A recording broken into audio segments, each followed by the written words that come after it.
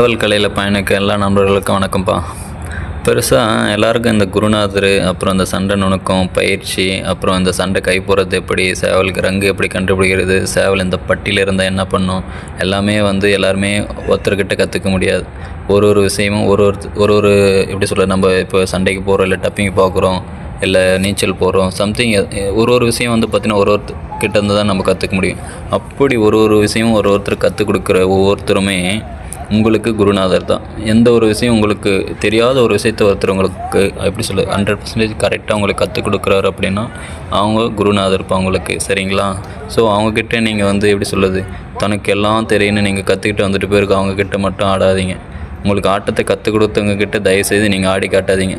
உங்கள் ஆட்டத்தெல்லாம் பார்த்துட்டு தான் அவங்க உங்களுக்கு மேலே நிற்கிறாங்க, சரிங்களா? ஸோ அப்படி இருக்கிறவங்கக்கிட்ட நீங்கள் பெருசாக எதுவும் பண்ணாதீங்க. நீங்கள் அவங்க கூட இருந்தாலும் சரி, இல்லைனாலும் சரி, அவங்களுக்கு உண்மையாக இருங்க. அதுவே நீங்கள் அவங்களுக்கு பண்ணுற மிகப்பெரிய கைமாறு.